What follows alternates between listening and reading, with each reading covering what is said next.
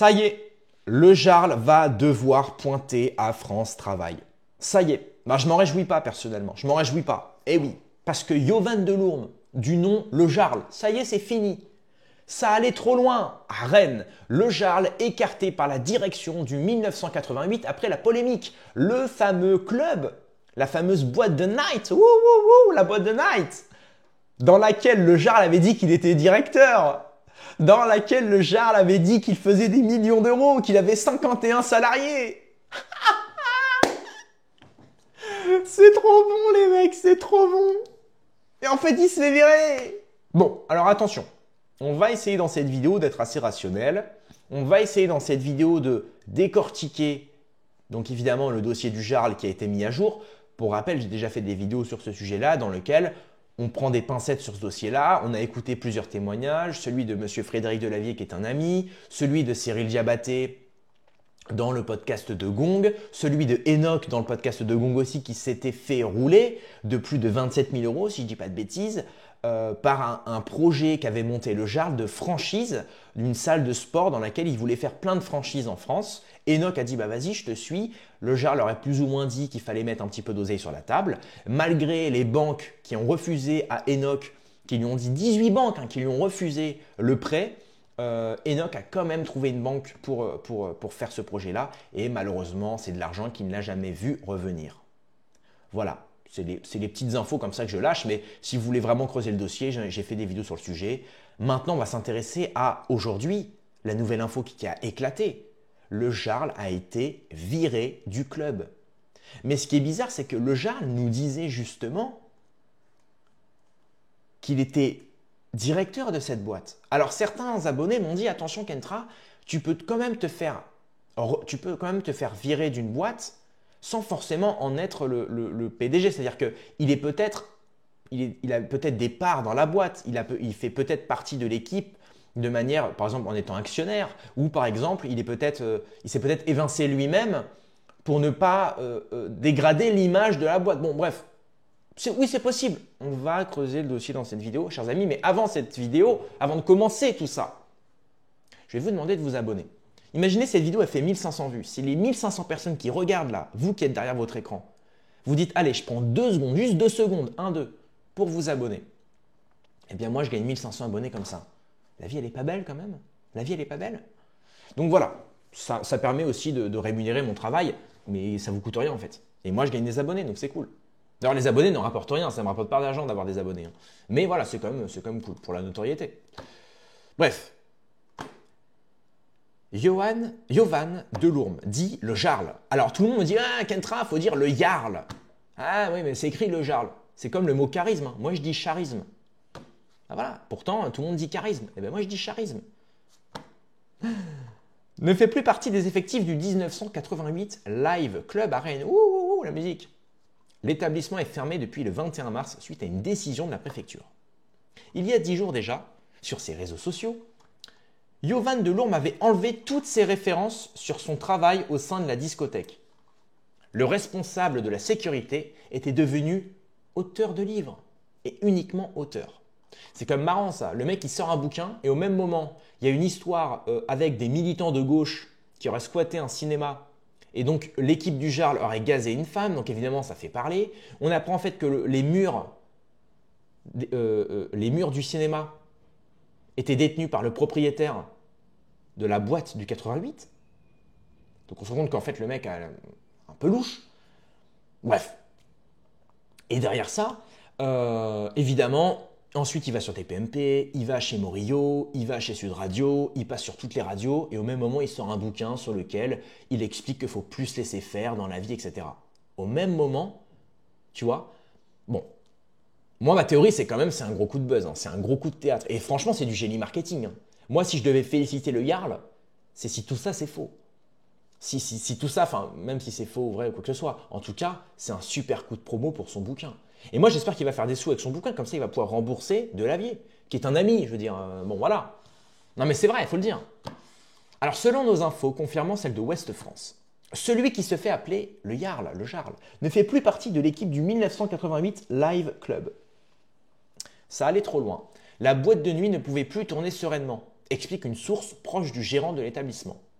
La semaine dernière, la préfecture avait déjà imposé une fermeture administrative d'1 mois à l'établissement suite au débordement constaté dans la nuit du samedi 8 au dimanche 9 mars. Déjà, ça fait longtemps. On est déjà fin mars, les mecs. Ça passe trop vite. Fermeture administrative. Ce soir-là, des fêtards avaient décidé d'envahir le cinéma désaffecté situé à l'arrière de la boîte de nuit. C'est mal écrit là. Le but pour ces jeunes proches de la mouvance d'extrême gauche, faire une fête autonome, populaire, antifa et gratuite. C'est vrai que c'est pas le... c'est le problème des gens qui n'ont pas de fric, hein, c'est qu'ils ne peuvent pas faire des soirées dans des Airbnb ou dans des lieux. C'est vrai que... Puis quand vous êtes une centaine, c'est compliqué de faire une soirée. Il faut une grande salle des fêtes, ça coûte de l'argent. Et comme la plupart des gens d'extrême gauche sont des jeunes anarchistes, étudiants, qui d'ailleurs... je ne vais pas mettre tout le monde dans le même panier, mais c'est vrai que la plupart des gens de gauche, surtout des étudiants de 20 ans, c'est souvent des gens très anarchistes, très rebelles, qui en veulent à leurs parents, qui en veulent au monde entier. Donc évidemment, voilà, ils se vengent, ils prennent souvent de la drogue, ils font des tags, enfin voilà. Je ne mets pas tout le monde dans le même panier, je rassure, mais effectivement, sociologiquement, si on fait une sociologie des gens de gauche entre 17 et 25 ans, la plupart sont des étudiants petits rebelles anarchistes qui foutent la merde. Mais effectivement, on ne peut pas leur en vouloir. Hein. Ils soulèvent aussi certains questionnements, notamment politiquement français, assez intéressants, hein, les questions sociales notamment. Enfin bref, c'était une petite digression. Mais... Les agents du 88 avaient empêché les noctambules de rentrer et avaient gazé des jeunes sur la dalle du Colombier, cette fameuse vidéo qui a fait le buzz. Des vidéos publiées sur les réseaux sociaux les montraient également s'en prendre physiquement à plusieurs participants de la Free Party. J'ai trop tardé à mesurer l'impact de certaines dérives personnelles. Dans un communiqué envoyé à ce jour, Sébastien Bétain, unique dirigeant du club. Donc là, on n'a même plus de « ouais, mais peut-être que le Yarl… » Non. Unique dirigeant du club. Donc le Yarl, il n'a rien à voir avec le club. Il était salarié d'un club dans lequel il faisait simplement la sécurité. Et il a décidé derrière, donc, effectivement, avec son travail d'influenceur, de monétiser et de filmer ce qu'il faisait en tant que chef de direction, en tant que chef de sécurité dans la boîte du 88. C'est tout. D'après les informations qu'on a, c'est tout. On peut en déduire ça. J'assume ne pas avoir réagi avec la clarté et la fermeté nécessaires face à une situation qui a mis en péril tout un collectif, déclare-t-il. J'ai trop tardé à mesurer l'impact de certaines dérives individuelles. Effectivement, tu es gérant d'une boîte, tu vois qu'un mec qui est à moitié influenceur, qui fait la sécurité, avec son groupe de sécurité, il est un petit peu déconné. Il faut réagir. Et il a mis trop de temps à réagir, ce type-là, monsieur Bétain. Le communiqué ajoute, donc le communiqué de la boîte, ajoute que cette période de pause forcée sera mise à profit pour reconstruire sereinement et collectivement.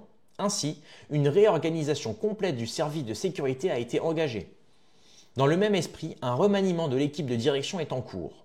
Une gouvernance collégiale sera mise en place dans les prochaines semaines. Il agit aujourd'hui d'assurer une reprise d'activité dans un climat apaisé. Et ça rouvrira le 24 avril. Écoutez, on leur souhaite une bonne réouverture, même si moi je ne suis pas partisan des boîtes de nuit, surtout en France. Mais voilà, on leur souhaite quand même une bonne réouverture. Et le tout, c'est effectivement, on apprend donc que le Jarl, il va devoir pointer à France Travail ce matin. Et franchement, je dis ça avec humour, parce que j'ai vu un tweet qui parlait de ça, donc évidemment, je reprends la vanne, elle n'est pas de moi. Mais après, je ne me réjouis pas non plus qu'ils perdent un emploi, attention. Hein. Évidemment, c'est pas marrant. Mais bon, et après, il est auteur de livres, donc d'un côté, voilà. Donc là, il annonce lui-même, effectivement, qu'il est viré. Il dit « J'attendais l'annonce officielle pour pouvoir en parler. Et je n'ai rien à dire sur la décision du propriétaire des lieux. Je laisse les commentateurs commenter. » Exactement ce que je fais. J'ai surtout une pensée aux membres de l'équipe qui me suivaient avec courage et honneur pour protéger durant 3 ans une clientèle qui méritait mieux que de se faire agresser violemment en sortant de la boîte par les voleurs ou les dealers. Parce que de ce qu'on comprend, notamment à travers le reportage de Vincent Lapierre en featuring, en partenariat avec le Yarl, effectivement, autour de la boîte, c'était un petit peu malfamé. C'était un petit peu l'endroit un petit peu malfamé de Rennes. Il y avait des dealers, il y avait des voleurs, il y avait des gens qui squattent, il y avait des gens qui boivent, etc. Donc forcément, qui boivent. Donc forcément, le Yarl avait un petit peu, comme je vous l'ai dit, médiatisé là-dessus parce qu'il il était fier de dire, bah voilà, moi et mon équipe de sécurité, parce que quand vous êtes gérant de boîte de nuit, la sécurité ne fait pas partie de votre boîte. Vous faites appel à une boîte privée de sécurité qui s'occupe de régir la sécurité du lieu. Et c'est comme ça dans la plupart de l'événementiel. Vous appelez des boîtes privées, donc, de gens qui sont formés pour pouvoir… voilà. Donc évidemment, lui, il était un petit peu le héros de cette boîte-là, parce qu'effectivement, les gens étaient assez contents. Lui-même, il disait, voilà, personne ne touche au clan, on ne touche pas à ma clientèle. Parce que lui, il voyait sa clientèle comme une famille. Ce qui peut se comprendre. Je veux dire, encore une fois, la plupart des gens m'attaquent, me disent, ouais, mais Kentra, le Jarl, il fait les choses très bien, il protège ses clients, truc, machin, t'es un hypocrite de le dénoncer. Bah, excuse-moi, le mec derrière, moi, je parle de l'entrepreneur. L'entrepreneur, il a fait perdre 27 000 euros à Enoch, il a fait perdre 50 000 euros à Delavier, il a fait perdre, enfin bref, des milliers d'euros à des personnes, des familles, des gens qui ont été, d'après leur témoignage, encore une fois, c'est d'après leur témoignage, le Jarl est quelqu'un qui arrive très bien à enjoliver les choses, à vous faire, à vous mettre un petit peu des étoiles dans les yeux. Donc évidemment, les gens se font avoir, se disent bon bah voilà, le projet de Jarl il va marcher, donc bah voilà, je vais mettre des milliers d'euros dans sa franchise ou je vais mettre des milliers d'euros dans son projet. Mais je parle de l'entrepreneur. Je parle pas de la personne. Son boulot, c'est très bien. On a besoin de gens qui font la sécurité. Et c'est malheureux aujourd'hui, on parle même d'une police privée. Comme dans les pays du tiers-monde, des sortes de polices récupérées par la mafia qui agissent pour ce qu'on appelle la populace, le peuple, parce que la police d'État ne fait plus le boulot. Bon bah c'est vrai. Et moi, voilà, il fait très bien le boulot, c'est très bien. Mais derrière, effectivement, regardez ce qu'il a fait. Son parcours d'entrepreneur a raté, parce que c'est raté ce qu'il a fait.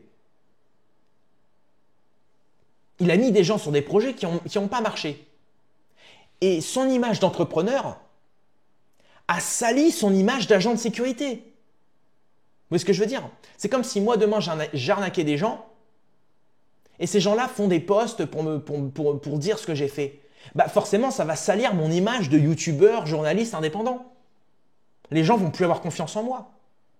Et peut-être qu'après, bon bah voilà, YouTube va me dire, bah voilà, désolé, on veut plus de vous sur notre plateforme parce que, voilà, bah c'est de ma faute. J'ai déconné. Vous voyez ce que je veux dire? Bon bah voilà. Et en plus, si derrière, tu parles même pas de ça, parce que lui, il n'a jamais parlé de tout ça, de sa défaite en tant qu'entrepreneur. Il n'a jamais répondu aux gens qui se sont fait arnaquer, qui ont perdu de l'argent. Jamais.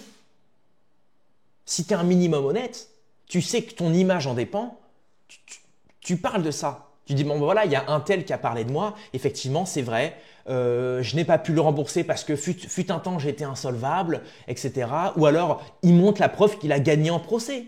Pour le coup, ce n'est pas le cas. Il a perdu en procès. Maintenant, c'est ça, bref.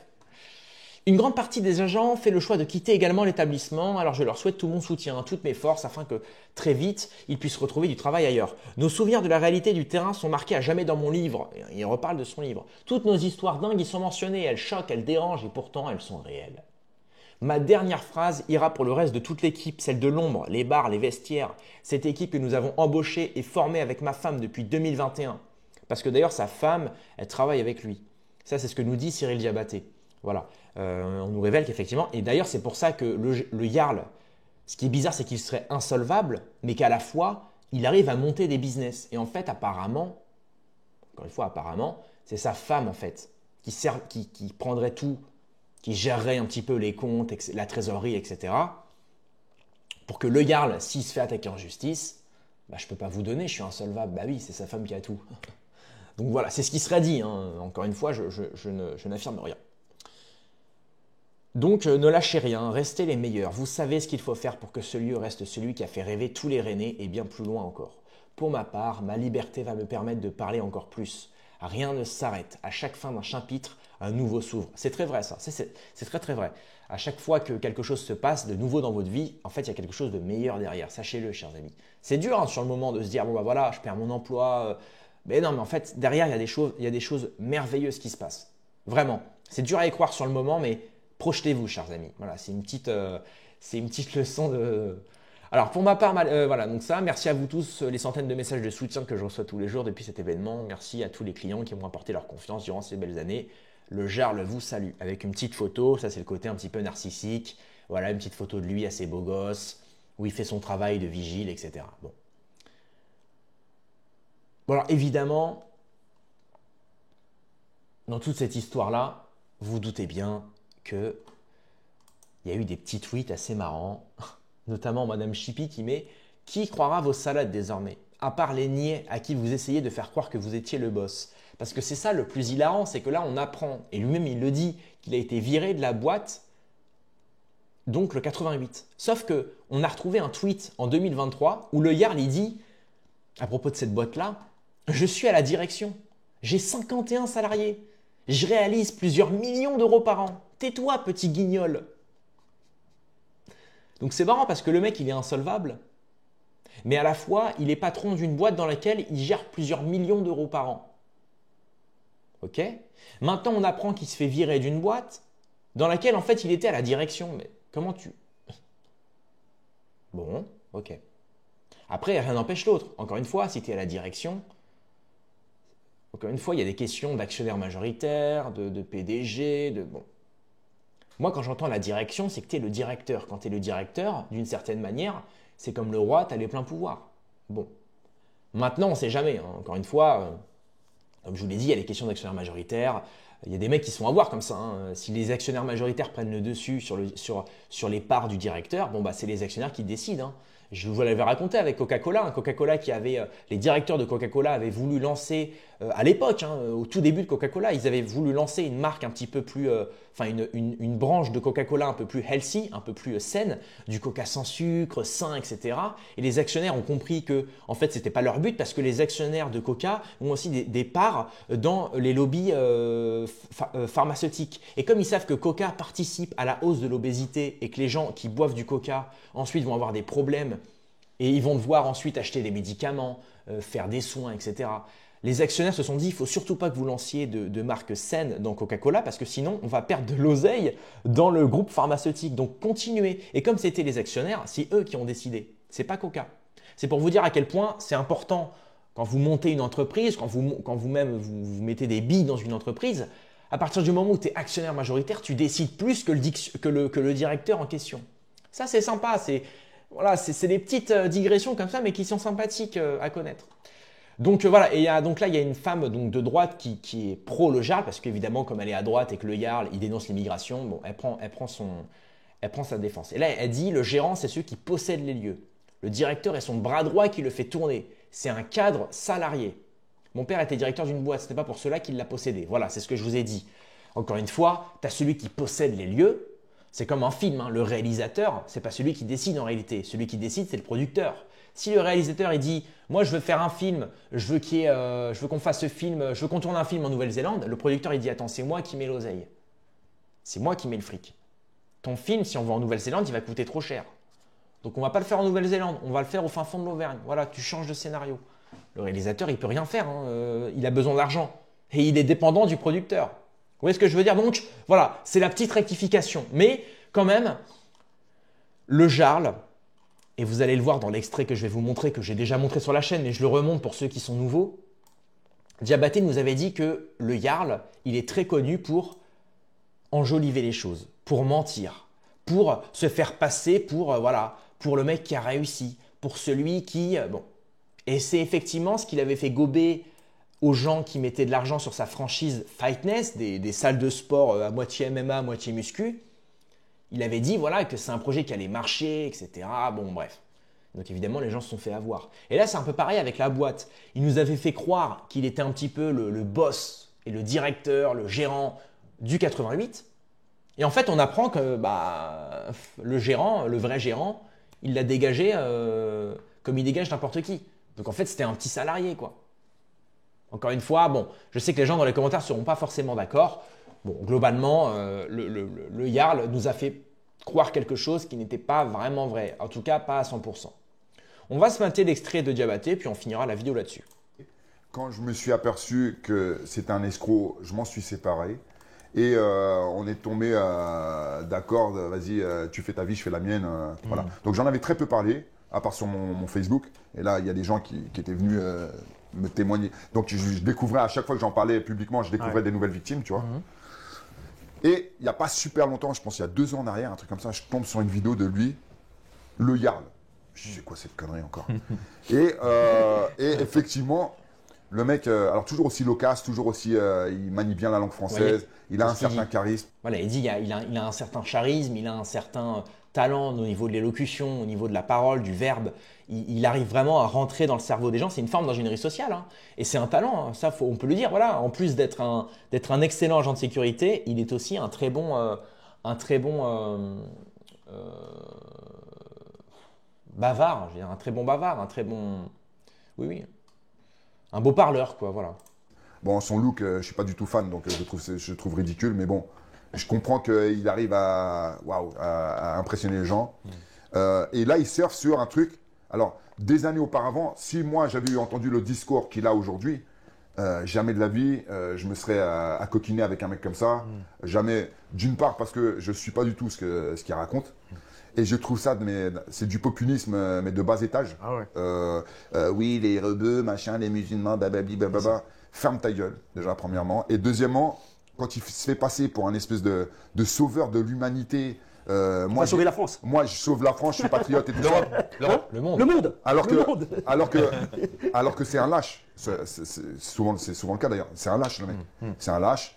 Quand tu es combattant, je pense, et quand tu es coach et que tu deviens un fin psychologue, tu arrives à. Tu sens les gens, tu vois, tu sens les gens. Ouais, c'est clair. Et tu sens les gens qui sont braves, tu sens les gens qui sont lâches. Et lui, il pue la lâcheté, en fait. Il pue la lâcheté.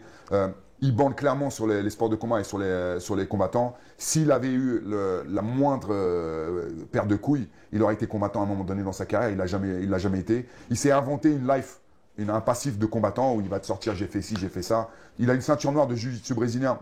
Il l'a sorti de son cul, je ne sais pas qui lui a donné en tout cas, mais Si elle est noire, c'est normal. Ouais. tout son passif martial en fait, c'est un truc qu'il a sorti de son huc. Il s'invente. Et à un moment donné, ah oui, ça aussi. D'ailleurs, il faut préciser quand même, donc ça c'est un extrait du podcast de Gong qui dure 3 heures, là c'est un extrait de 5 minutes, mais il faut préciser qu'ils le disent dans le podcast, quand le Jarl a essayé de passer des diplômes concernant le MMA, sachant qu'en France, il n'y a pas encore de diplôme officiel concernant le MMA, il avait essayé de passer des diplômes donc, pour plusieurs sports de combat, pour devenir donc entraîneur, pour devenir coach, etc.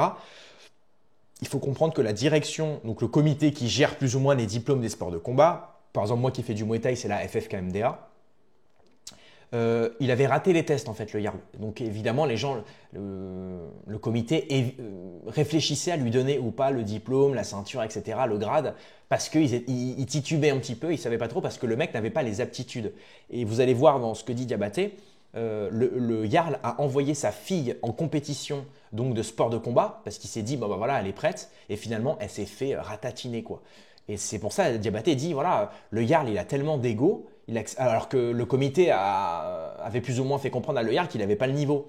Et donc le Jarl, il a tellement pas accepté ça, il avait tellement d'ego qu'il n'accepte pas la réalité. Et quand il n'accepte pas la réalité, ça te mène à faire des erreurs. Et on le voit avec sa fille, il a envoyé sa fille en compétition, alors que la première chose quand tu es coach, quand tu es responsable d'un élève, c'est de voir s'il a vraiment le niveau ou pas. A-t-il vraiment le niveau? Voilà, je veux dire, bon. Et malheureusement, on dirait que l'ego a pris le dessus. Il s'est dit, allez, non, moi je suis un vrai coach, donc j'ai envoyé ma fille. Écoutez. Elle était pas mal. À un moment donné, il a fait une soirée inauguration, Fightness, donc de sa première salle Fightness à Rennes. Donc une belle salle, donc je suis invité.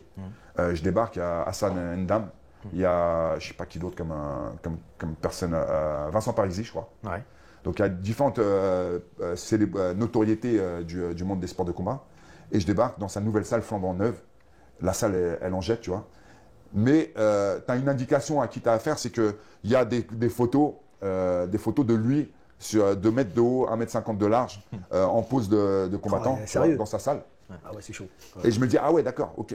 Et je me fous un peu de sa gueule d'ailleurs, tu vois. Je me dis, attends, bien, c'est un temple à ta gloire. Et toi, il fait, non, mais tu comprends, commercialement parlant, blablabla, blablabla. Ok, d'accord. Et puis j'ai vu les cours qu'il donnait. C'est un niveau. C'est claqué. C'est éclaté, tu vois. C'est éclaté. Et un autre truc ici qui m'avait alerté, c'est que il avait sa fille de 17 ans qui l'entraînait. De 17 ans qu'il entraînait, il en disait du plus grand bien. Et c'était à l'époque de Ronda Rousey. Ouais. Donc, et il l'a mis au MMA. Il l'a fait combattre en MMA. Alors qu'elle avait 17 ans et que je la voyais s'entraîner, je voyais qu'elle n'avait pas le niveau du tout. Elle s'est fait éclater. Elle s'est fait éclater. Et je me dis quand même, Voilà. t'es tellement mégalo, t'es tellement machin que tu envoies ta propre fille C'est dur. au charbon, tu vois. Tellement le mec il est dans son C'est exactement ce que je vous ai dit. Il est dans un délire, ouais. il est dans un délire d'un narcissique de ouf. Ouais. En fait, il croit qu'il est bon, en fait. Il croit, je sais pas. Bah, et quelque part, il est bon. Il est bon pour escroquer les gens. Ouais. Non, alors, Enoch, toi, tu. Voilà. Donc, c'est globalement ce sur quoi je voulais finir la vidéo. C'est ça, c'est vraiment... encore une fois, moi, je sais que les gens de droite en plus... Parce qu'en fait, le problème, c'est que les gens de droite sont irrationnels parce que, comme le Jarl, il critique l'immigration, les gens de droite se disent le Jarl, c'est forcément quelqu'un de bien. Désolé, moi, c'est pas ma façon de penser. Ma façon de penser, c'est... Je m'en fous, droite ou gauche, je m'en fous. Moi, je regarde l'entièreté. L'entièreté des propos, l'entièreté de la personne, l'entièreté des actes, les actes et les paroles. Le Jarl, sur le côté par exemple entrepreneur, je l'ai déjà dit, c'est niet, c'est zéro. Vous le voyez bien. On le voit avec Enoch, le témoignage d'Enoch que j'ai déjà montré en vidéo, de Lavier, enfin, les plusieurs personnes qui se sont plaints que le type, voilà, c'était vraiment le Jarl, pas cool quoi. Maintenant, je fais l'honnêteté de dire qu'en tant qu'agent de sécurité, il fait le boulot. Voilà. Et le problème, c'est que les gens de droite ne veulent pas reconnaître ça. Les gens de droite disent non, mais il est forcément bon parce qu'il critique les Arabes. Oui, mais d'accord, mais derrière, il a quand même arnaqué des gens. Oui, mais c'est pas grave qu'il critique les Arabes. D'accord. Je parle pas avec toi. Je ne parle pas avec toi. Vous êtes irrationnels, les mecs. Un mec de droite honnête devrait me dire en commentaire, Kentra, ok, effectivement, tu as raison, sur le côté entrepreneur, c'est pas bien ce qu'il a fait, c'est pas moral. Mais par contre, il a une bonne critique de l'immigration, de la délinquance, lui-même, il fait un métier pas facile. Et là, je mets un like sur le commentaire, je dis bravo, parce que là, c'est de l'honnêteté. Et là, on avance, parce que là, ensuite, on peut trouver des solutions. Mais moi, comme je l'ai dit, je pense que le camp de droite ne doit pas avoir ce type-là dans son camp. En fait, ça fait que salir votre camp. Les gens de droite qui se disent « Ah, le Jarl », non.